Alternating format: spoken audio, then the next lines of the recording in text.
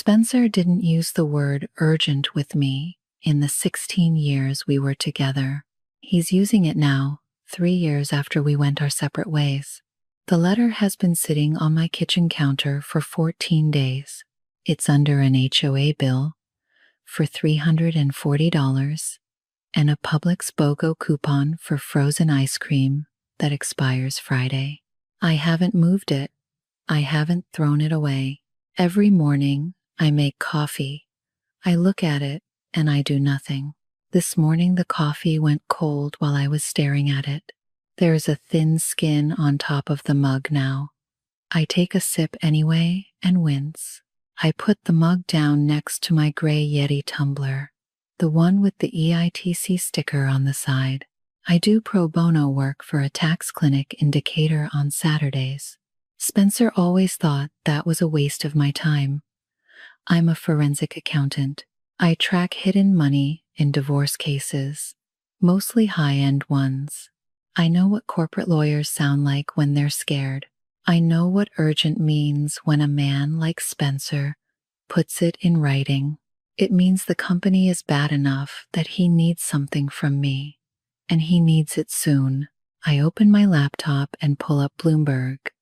The Holloway Vantage stock chart fills the screen. The line for the last 18 months drops steadily, the way a wheelchair rolls downhill without anyone holding it back. I've been watching this since April. I know exactly how bad it is. I also know exactly how many Class B shares I'm holding. Spencer signed them over to me in the divorce settlement 3 years ago. He smiled when he did it. Not a big smile, just a small one. The kind that says he thinks he won something. Hold on to them, March. They might be worth something someday. I remembered that smile for a long time. I never sold the shares. That's the embarrassing part. I'm a forensic accountant.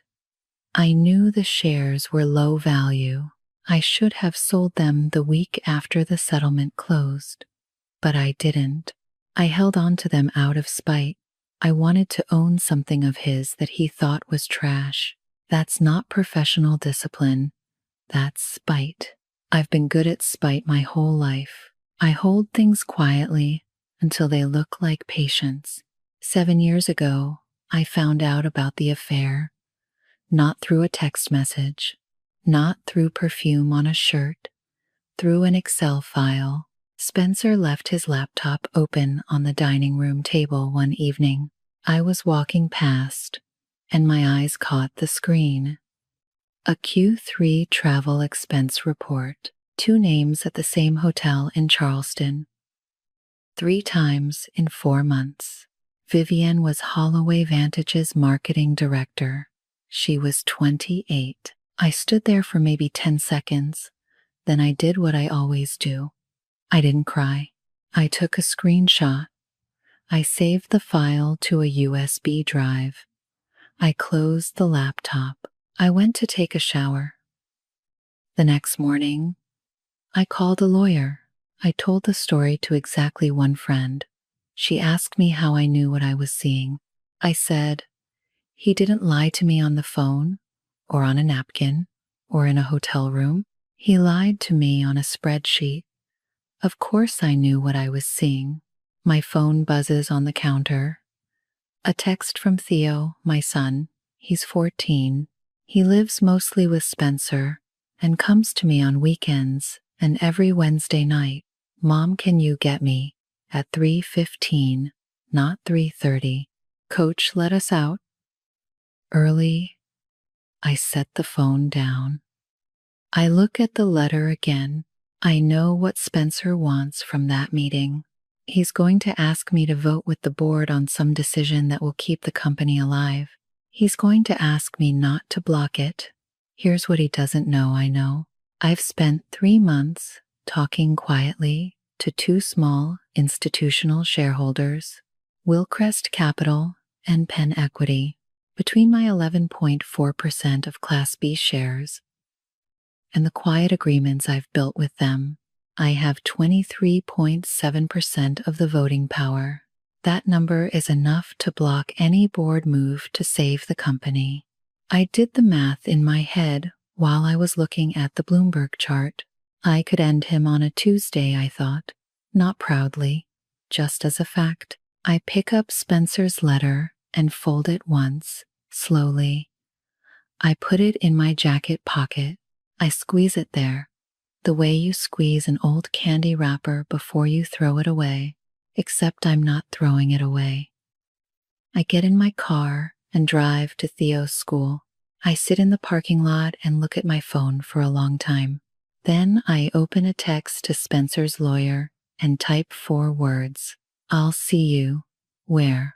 I hit send before I can stop myself. I put the phone in my bag and watch the other parents pulling in around me. 2 days later, I'm standing in an elevator on the way up to the 60th floor of the Holloway Vantage building in Midtown Atlanta. I used to come here maybe 30 times when I was Spencer's wife. I still remember the VIP elevator code. I didn't use it today. I stood at the main elevator bank with everyone else. The doors open at 60.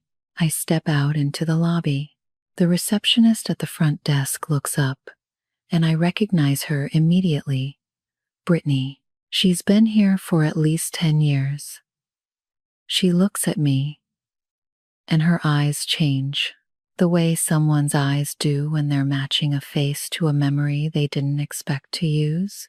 Mrs. Holloway, she says. I give her a small smile. Just Mara now. Her face goes red, and she looks down at her keyboard. I don't blame her. She was being polite. She didn't know what to say. And Mrs. Holloway was the only name she had for me. A man I don't recognize walks me to the glass conference room on the south side of the building. The room has a full wall of windows that looks over Piedmont Park. The trees have turned yellow, but they haven't fallen yet. November in Atlanta is always late. Spencer is already in the room. He's standing by the window with his back to me. When he hears the door open, he turns around. I wasn't ready for what I saw. He has aged 7 years, not 3. His hair is gray at the temples. The skin around his eyes is thin now, the kind of thin you get from not sleeping right for a long time. He's still wearing the Patek Philippe, that watch. He wore it every single day of our marriage. I look at his wrist before I look at his face. That's an old reflex. I used to do it without knowing why. He wasn't scared. That surprised me too. I thought I was going to walk in and find a man who was performing calm, the way executives perform calm when they're panicking inside. But that's not what I found. He wasn't performing. He was just quiet. Quiet threw me off balance in a way I wasn't ready for. I stood there for a moment, and for the first time in 3 years, I didn't know what I was going to say next. Thank you for coming, Spencer said. You said urgent, I told him. I came because of that word. He sat down and slid a folder across the table toward me. I didn't open it. I left it where it was. You already know what shape the company is in, he said. He wasn't asking. We lost Synovus in Q2. We lost the GDOT contract in Q3. The board votes on December 12th about selling the B2. If they vote yes, the company survives. If they vote no, we're filing Chapter 11 inches February. What do you want from me? I said. He looked at me then, directly, for the first time since I walked in. I need you to vote with the board. Not for me. For the 800 employees who work here. I know you've been talking to Wilcrest and Penn Equity. I know you have 23.7%. I didn't move. He said the number. He said the exact number. He had been tracking me the same way I had been tracking him.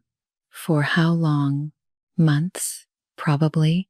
While I was building my quiet alliance with those shareholders, He was watching. He knew. You think I'll save your company, I said. No, he said. I think you'll do what you want to do. I just want you to have all the numbers before you decide. He paused for a second. You always needed all the numbers. He wasn't wrong. That's what made it worse. I stood up. He let me. I walked toward the door and stopped with my hand near the frame. He said quietly, How's Theo? You see him more than I do, I said. You can answer that yourself. And I walked out. The elevator down felt longer than the one up. The conference room had smelled of orange peel, heavy and sweet, from a diffuser plugged in near the door. Under that was the smell of a forgotten latte from a meeting that had ended before mine started. When Spencer had shifted his hand on the table, the Patek Philippe made a small sound, a soft tick. I had never heard that in 16 years of marriage. Our house was never quiet enough for it. I drove home past Ponce City Market and turned through the Krog Street Tunnel, the one covered in graffiti on both sides. Spencer hated graffiti. I never took this route when I was his wife. Now, I take it because I can. I got home and opened my laptop. I drafted an email to Willcrest and Penn Equity. I typed the subject line, Vote Strategy, Final. I wrote 3 sentences. I read them back. Then I saved the email as a draft. I closed the laptop. I didn't know why I hadn't sent it. I sat there for a while, trying to decide if that was a real reason or just hesitation dressed up as thinking. 3 days after the meeting, I opened the folder Spencer had slid across the table. I had carried it home in my bag, even though I hadn't touched it in the conference room. I didn't know why I had brought it home. Now it was spread out across my living room floor. Theo was asleep upstairs. It was his Wednesday night with me. The apartment was quiet. I had a mug of coffee next to me, even though it was 11 at night. I go into a different mode when I'm working a set of financial documents. I've done it hundreds of times for other clients. I stop being a person and start being a process. I look for patterns. I spread the papers out in order. 3 years of internal financial reports for Holloway Vantage. I read slowly. I wasn't looking for what Spencer told me. I was looking for what he hadn't told me. Shell companies, payments to family members, called consulting fees, travel expenses with no destinations. I know the hiding spots. I know how people place a number in a report so that nobody reviewing a budget will want to find it. I found nothing hidden, nothing obvious anyway, but then I found one line. It was in the Q2 2022 report, near the bottom of a long table. Operational restructuring costs. Department 14B, $1.2 million. Department 14B wasn't on the organizational chart. I checked the chart 3 times. It wasn't there in any year. A memory came to me that I hadn't thought about in a long time. It was 2018. We were in the kitchen. Spencer was leaning against the counter, watching me work on something for a client. He had a beer in his hand, the kind of casual Friday evening we had sometimes before everything fell apart. He said, Mar, if you had to hide a number in a company report so that nobody would find it, how would you do it? I thought he was teasing me. I said I wouldn't hide it.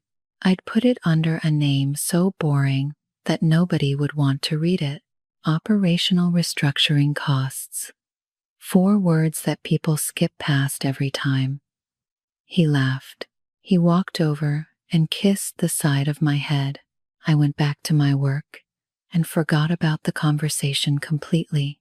Now, I was sitting on my living room floor at 11 at night, looking at those exact 4 words. He used my answer. He used it after the divorce, years later, to hide a payment inside his own company's reports. He used the method I told him, word for word. I searched for Department 14B in every document in the folder. Nothing. I went to my laptop and opened a shared folder I still had access to, a leftover from when I was his wife, an IT oversight that no one had ever corrected. I searched through old invoice files. I found it after about 20 minutes. Department 14B was an internal code name. It had been used once for a single payment in 2022. The invoice listed a legal firm and a short note. Settlement. Confidential. I sat back and thought about that. Then I searched for the legal firm. It handled personal civil disputes, not corporate law. A second payment to Vivienne, not the one from the divorce. A different one, years later, larger, and off the IRS books. So she had gone back to him. She had more leverage. He had paid her again to stay quiet, because he was afraid that Mara, the forensic accountant, the woman who found his first lie in a spreadsheet, would find the second one too. I had spent 3 years telling myself a clean story. He had an affair. I found out. We divorced. That story was over. This one wasn't. I stood up and walked to the stairs. I went up slowly and stopped at Theo's bedroom door. He was asleep on his back. The lava lamp Spencer bought him for his 8th birthday was on, the orange one, throwing slow red shadows across the ceiling.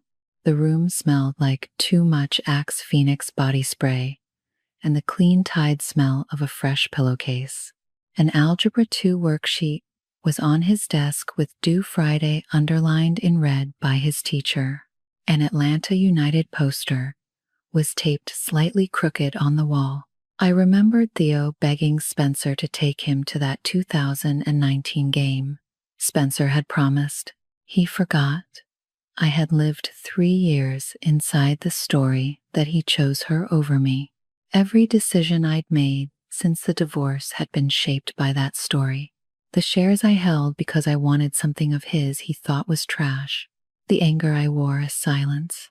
The way I had never let Theo talk about his father in front of me without changing the subject. I did all of that because I was sure about what happened, and now I was standing in a doorway at midnight, realizing I had never asked the right question. I stayed in the doorway for a while. I didn't go in. I watched Theo breathe slowly. The lava lamp moved. The red shadows went across the ceiling and came back. I went back downstairs. I opened my laptop. I found Vivienne's phone number in an old contact file from when I was Spencer's wife. I had it because she used to send event invitations for company functions. I stared at the number for a moment. Then I opened iMessage and typed, "This is Mara Okafor. I need to see you. Pick the place." I hit send. No draft this time. No stopping to think about it. "I was wondering when you'd find me," Vivienne said. I hadn't even sat down fully yet. The coffee shop was small and not very loud. Octane Coffee, near the Beltline in the old 4th Ward. A local place, the kind that had survived everything this neighborhood had been through. There was a poster for an open mic Thursday night taped to the inside of the door. "I wasn't looking for you," I said. "You were a line on a spreadsheet." She smiled at that, not a mocking smile, a tired one. She was 35 now, not 28. She had a sweetened latte in front of her, not a diet one. There was a pale yellow stain on the sleeve of her jacket. the kind that comes from a baby or a toddler with food in their hands. She worked at an edtech startup now. She had 2 children with another man. For 7 years, I had been carrying a picture of Vivian in my head, the marketing girl, 28, the one he chose. That picture was very clear and very fixed. But the woman sitting across from me at a small wooden table, with both hands curled around a paper cup like she was keeping someone else warm, was not that picture. She told me what happened in a straight line, without detours. They had an affair for 4 months in 2018. When she realized Spencer wasn't going to leave me, she ended it herself. She left the company 3 months later. The first settlement, the legal one from just after the divorce, Spencer had offered it to her. She hadn't demanded it. He was afraid she would talk to a reporter. She had no plan to do that. But she was angry, and she took the money because she felt he owed it to her. That was the whole story of the first payment. The $1.2 million in 2022, I said. Department 14B. She looked at me. I don't know what that is. A payment. Off the books. Coded to a legal firm. She shook her head slowly. I never got more money from Spencer after the first settlement. Not $1. I looked at her. She wasn't lying. I've interviewed enough people over the years to know the difference between someone who is hiding something and someone who is confused by the question. She was confused. I sat back in my chair. If Vivian hadn't received that $1.2 million, then Department 14B wasn't paying her off, which meant I had been wrong about what that number was for. I went through it in my head, step by step. Spencer had been trying to save the company with his own personal money.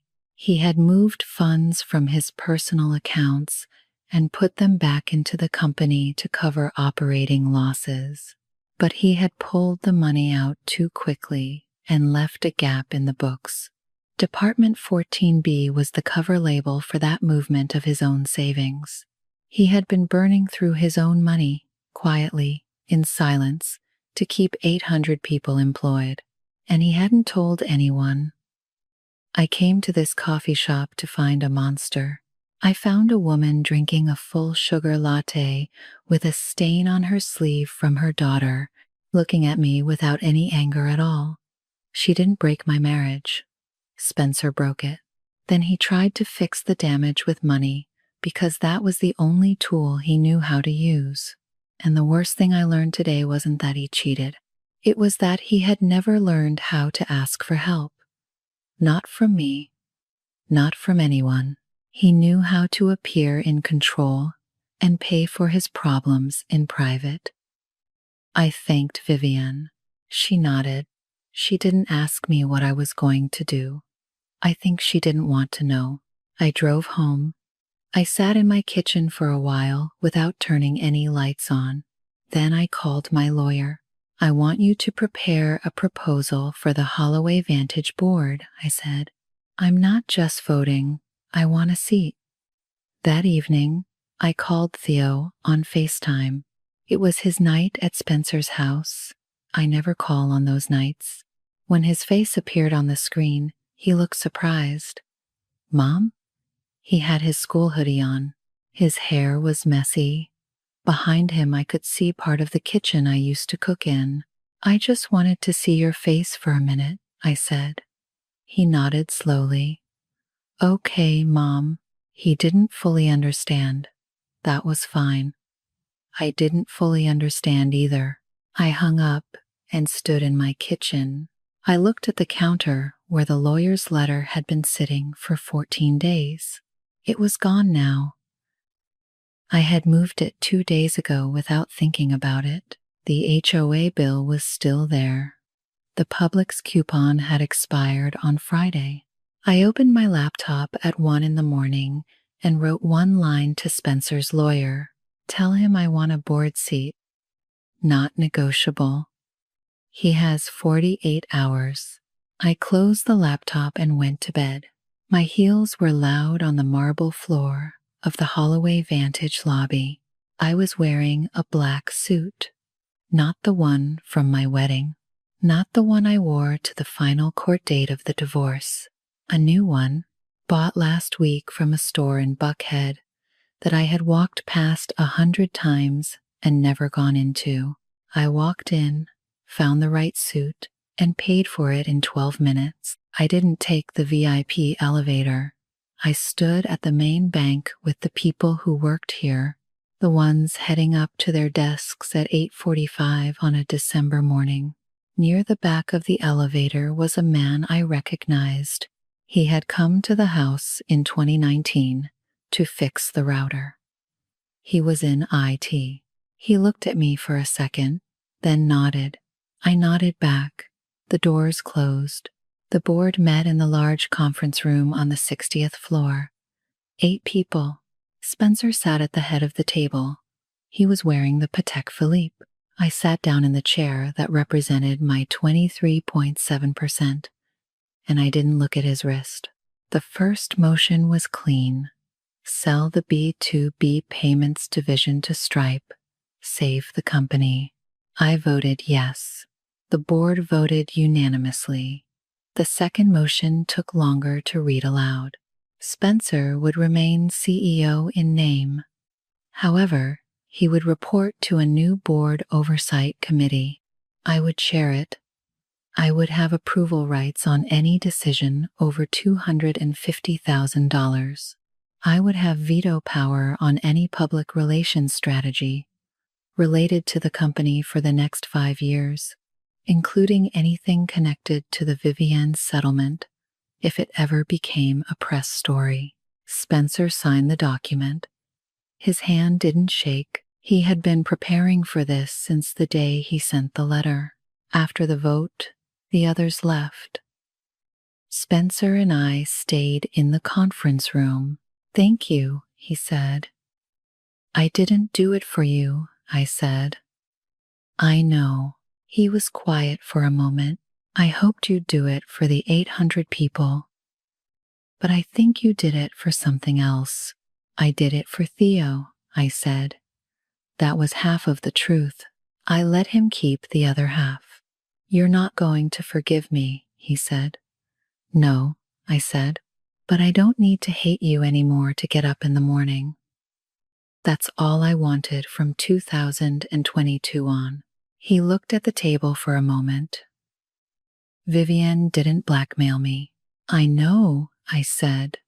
I met her. He looked up. He hadn't known that. I could see it in his face.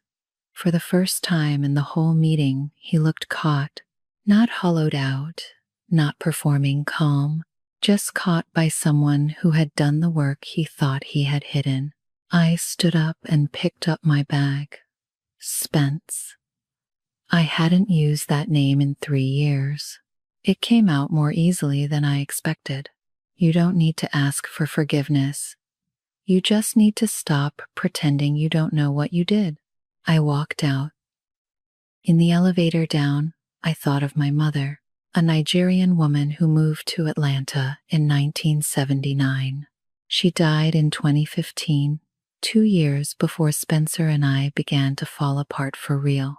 She didn't live to see the divorce. She had a phrase in Igbo for this kind of moment.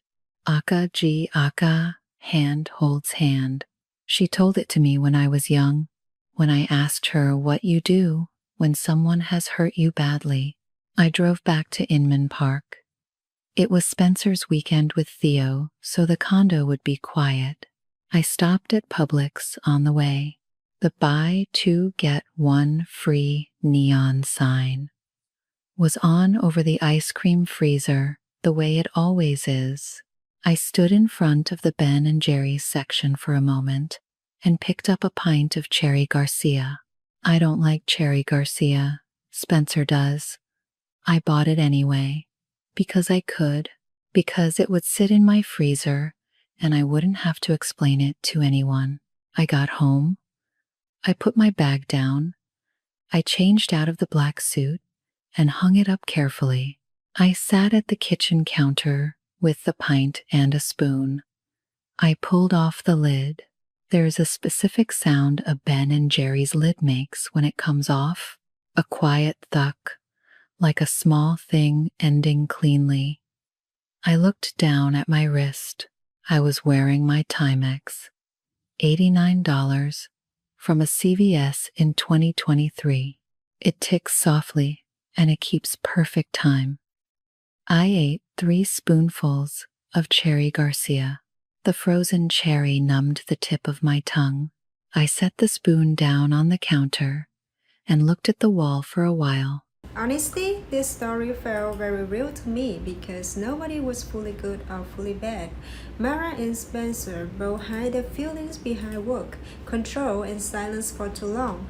I like that the ending wasn't about revenge. It was about finally letting go of the anger and learning how to live without carrying all that hurt every day. Thank you so much for watching and see you in the next video.